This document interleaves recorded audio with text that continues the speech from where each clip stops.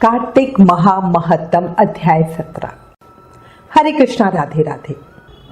कार्तिक महामहत्तम के अध्याय 16 में हमने एक बहुत सुंदर दीपावली की कथा सुनी। अब आज इस अध्याय में भगवान विष्णु के पार्षद, जिनका नाम सुशील और पुण्यशील है, के विषय में जानेंगे। शुरू करते हैं। भक्ति से भरे भाव हे हरि मेरे मन में उपजाओ। 17वां अध्याय कार्तिक, कृपा दृष्टि कर जाओ। राजा पृथु कहने लगे, हे नारद जी, कृपा करके मुझे भक्त वत्सल भगवान की पूजा का इतिहास भी सुनाइए। तब नारद जी बोले, हे राजन, एक पुरातन इतिहास कहता हूं, सुनो। पहले चौल नाम का एक चक्रवर्ती राजा कांतिपुर में राज्य करता था। उन्हीं के नाम पर उनके अधीन रहने वाले सभी देश चौल नाम से विख्यात हुए। राजा चौल जब इस भूमंडल का शासन करते थे, उस समय उनके राज्य में कोई भी दरिद्र, दुखी, पाप में मन लगाने वाला अथवा रोगी नहीं था। यह सब राजा के यज्ञ करने का प्रभाव था। एक समय की बात है, राजा चौल ताम्रवर्णी नदी के किनारे अनंत शयन नामक तीर्थ में गए, जहां जगदीश्वर भगवान विष्णु ने योग निद्रा का आश्रय लेकर शयन किया था। वहां भगवान विष्णु के दिव्य विग्रह की राजा ने विधि पूर्वक पूजा की। दिव्य मणि, मोतियों तथा स्वर्ण के बने हुए सुंदर पुष्पों से पूजन करके साष्टांग प्रणाम किया। प्रणाम करके जो ही बैठे, उसी समय उनकी दृष्टि भगवान के पास आते हुए एक ब्राह्मण पर पड़ी, जो उन्हीं की कांची नगरी के निवासी थे। उनका नाम विष्णुदास था। उन्होंने भगवान की पूजा के लिए अपने हाथ में तुलसी दल और जल ले रखा था। निकट आने पर उन ब्राह्मण ने विष्णु सूक्त का पाठ करते हुए देवादिदेव भगवान को स्नान कराया और तुलसी की मंजरी तथा पत्तों से उनकी विधिवत पूजा की। राजा चौल ने जो पहले रत्नों से भगवान की पूजा की थी, वह सब तुलसी पूजा से ठग गई। यह देखकर राजा क्रोधित हो गए और बोले, अरे ढोंगी मूर्ख, मैंने मणियों, मोती और स्वर्ण फूलों से भगवान की जो पूजा की थी, वह कितनी शोभा पा रही थी। तुमने तुलसी तल चढ़ाकर उसको ठग दिया। बताओ ऐसा क्यों किया? मुझे तो ऐसा जान पड़ता है कि तुम दरिद्र और गंवार हो, भगवान विष्णु की भक्ति को बिल्कुल नहीं जानते, क्योंकि तूने मेरे किए गए विचित्र श्रृंगार को बिगाड़ दिया। राजा की यह बात सुनकर द्विजश्रेष्ठ विष्णुदास ने कहा, राजन, आपको भक्ति का कुछ भी पता नहीं है। केवल राजलक्ष्मी के कारण आप घमंड कर रहे हैं।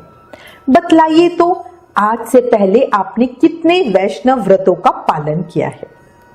तब नृपश्रेष्ठ चोल ने हंसते हुए कहा, तुम तो दरिद्र और निर्धन हो। तुम्हारे भगवान विष्णु में भक्ति ही कितनी है।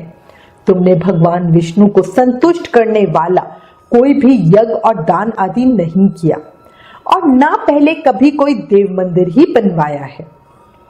इतने पर भी तुम्हें अपनी भक्ति का इतना गर्व है। यहां जितने भी ब्राह्मण बैठे हैं, मेरी बात को ध्यान पूर्वक सुने और देखें कि भगवान विष्णु के दर्शन मुझे होते हैं या तुझे। इसके बाद दोनों की भक्ति के संबंध में आप लोग जान लेंगे। ऐसा कहकर राजा अपने राजभवन को चले गए। वहां उन्होंने महर्षि मृदगल को आचार्य बनाकर वैष्णव यज्ञ प्रारंभ किया। उसने उस यज्ञ में अनेक ऋषि महर्षियों को बुलाया, उनको बहुत सा अनाज और धन आदि दक्षिणा दी।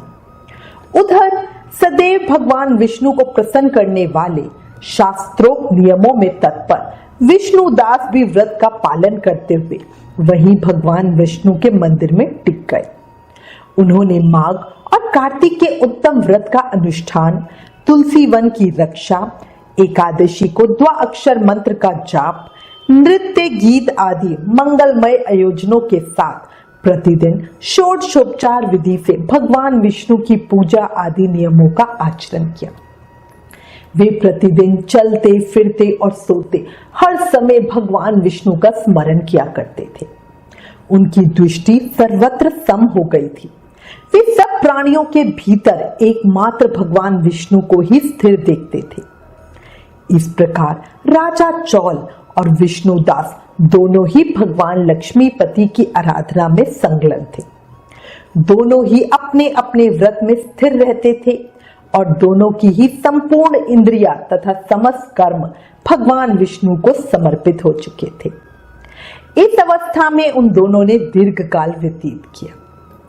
एक दिन की बात है, विष्णुदास ने नित्य कर्म करने के पश्चात भोजन तैयार किया, किंतु कोई छिपकर उसे चुरा कर ले गया। विष्णुदास ने देखा भोजन नहीं है, परंतु उन्होंने दोबारा भोजन नहीं बनाया, क्योंकि ऐसा करने पर सायंकाल की पूजा के लिए उन्हें समय नहीं मिलता। इसलिए सायंकाल का व्रत भंग न हो जाए, इसलिए वो भूखा ही सो गए। दूसरे दिन पुनः उसी समय पर भोजन बनाकर वे जो ही भगवान विष्णु को भोग अर्पण करने के लिए गए, त्यों ही किसी ने आकर फिर सारा भोजन हड़प लिया। इस प्रकार 7 दिनों तक लगातार कोई उनका भोजन चुरा कर ले जाता रहा। तब वे हैरान होकर सोचने लगे, ये तो बड़ी विचित्र घटना है, न जाने कौन हर रोज मेरे भोजन को चुरा कर ले जाता है। वे मन ही मन इस प्रकार विचार करने लगे, अहो, कौन प्रतिदिन आकर मेरी रसोई चुरा कर ले जाता है। यदि दोबारा रसोई बनाकर भोजन करता हूं तो सायंकाल की पूजा छूट जाती है।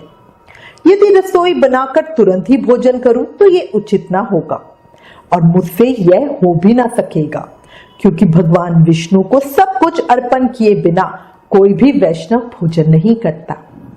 आज उपवास करके मुझे 7 दिन हो गए हैं। इस प्रकार मैं व्रत कब तक स्थिर रह सकूंगा। अच्छा, आज मैं रसोई की भली भांति रक्षा करूंगा। ऐसा निश्चय करके भोजन बनाने के पश्चात वे वहीं कहीं छिपकर खड़े हो गए। इतने में ही उन्होंने एक चंडाल दिखाई दिया, जो रसोई का अन्न हर कर जाने के लिए तैयार खड़ा था। भूख के मारे उसका सारा शरीर दुर्बल हो गया था। मुख पर दीनता छा रही थी। शरीर में हाड़ और चमड़ी के सिवा कुछ शेष नहीं बचा था। उसे देखकर शेष ब्राह्मण विष्णुदास का हृदय करुणा से भर आया। उन्होंने भोजन चुराने वाले चंडाल की ओर देखकर कहा, भैया जरा ठहरो ठहरो, क्यों रूखा सूखा भोजन कर रहे हो? ये घी तो ले लो। इस प्रकार कहते हुए विप्रवर विष्णुदास उसकी ओर बढ़े। विष्णुदास को अपनी ओर आते देख वे चंडाल भय के मारे बड़े वेग से भागा और कुछ ही दूरी पर मूर्छित होकर गिर पड़ा। चंडाल को भयभीत और मूर्छित देखकर द्विजश्रेष्ठ विष्णुदास बड़े वेग से उसके समीप आए और दयावश अपने वस्त्र के छोर से उसको हवा करने लगे। तदंतर जब वह उठकर खड़ा हुआ तब विष्णुदास ने देखा वहां चांडाल नहीं बल्कि साक्षात नारायण ही शंख चक्र और गदा धारण किए हुए उसके सामने उपस्थित है। भगवान का दर्शन करके सात्विक भाव से युक्त वह ब्राह्मण उनकी स्तुति तथा प्रणाम कुछ भी न कर सका। तभी वहीं पर सब इंद्र आदि देवता भी उपस्थित हो गए और गंधर्व और अप्सराएं आकर गीत गान करने लगी तथा नृत्य करने लगे। भगवान विष्णु ने अपना स्वरूप ब्राह्मण को दिखाकर उनका आलिंगन किया और दिव्य विमान पे बिठाकर उसे बैकुंठ ले गए। उस समय यज्ञ में दीक्षित हुए राजा चौल ने देखा विष्णुदास एक श्रेष्ठ विमान पर बैठकर भगवान विष्णु के समीप जा रहा है। विष्णुदास को बैकुंठ धाम में जाते देख राजा ने शीघ्र ही अपने गुरु महर्षि मृदगल को बुलाया और इस प्रकार कहना आरंभ किया, जिसके साथ स्पर्धा करके मैंने इस यज्ञ दान आदि कर्म का अनुष्ठान किया, वह ब्राह्मण आज भगवान विष्णु का रूप धारण करके मुझसे पहले ही बैकुंठ धाम को जा रहा है। मैंने इस वैष्णव धाम में भली भांति दीक्षित होकर अग्नि में हवन किया और दान आदि के द्वारा ब्राह्मणों का मनोरथ पूर्ण किया। तथापि अभी तक भगवान विष्णु मुझ पर प्रसन्न नहीं हुए और इस विष्णुदास को केवल भक्ति के ही कारण श्री हरि ने प्रत्यक्ष दर्शन दिया है। अतः जान पड़ता है कि भगवान विष्णु केवल दान और यज्ञ से प्रसन्न नहीं होते। उन प्रभु का दर्शन कराने में भक्ति ही प्रधान कारण है। इसके बाद राजा ने अपने भांजे को राज सिंहासन पर विराजित कर उसे राजा बना दिया। वे बचपन से ही यज्ञ की दीक्षा लेकर उसी में संलग्न रहते थे, इसलिए उन्हें कोई पुत्र नहीं हुआ था। यही कारण है कि उस देश में अब तक भांजे ही राज्य के उत्तराधिकारी होते हैं। भांजे को राज्य देकर राजा यज्ञशाला में गए और यज्ञ कुंड के सामने खड़े होकर भगवान विष्णु को संबोधित करते हुए 3 बार उच्च स्वर से बोले, भगवान विष्णु, आप मुझे मन, वाणी, शरीर और क्रिया द्वारा होने वाली अविचल भक्ति प्रदान कीजिए। इस प्रकार कहकर वे सबके देखते देखते अग्निकुंड में कूद पड़े। बस उसी क्षण भक्त वत्सल भगवान विष्णु अग्निकुंड में प्रकट हो गए। उन्होंने राजा को छाती से लगाकर एक श्रेष्ठ विमान पे बिठाया और उन्हें अपने साथ बैकुंठ धाम को ले गए। नारद जी बोले, हे राजन, जो विष्णुदास थे वे तो पुण्यशील नाम से प्रसिद्ध भगवान के पार्षद हुए और जो राजा चौल थे उनका नाम सुशील हुआ। इन दोनों को अपने ही समान रूप देखकर भगवान लक्ष्मीपति ने अपना द्वारपाल बना लिया। कार्तिक महामहत्तम अध्याय 16 समाप्त। कितना सुंदर इतिहास था ये। इससे ये स्पष्ट है कि भगवान भाव के भूखे हैं। अगर प्रेम से भगवान को सिर्फ तुलसी दल अर्पित करें तो भी वो बहुत कुछ है।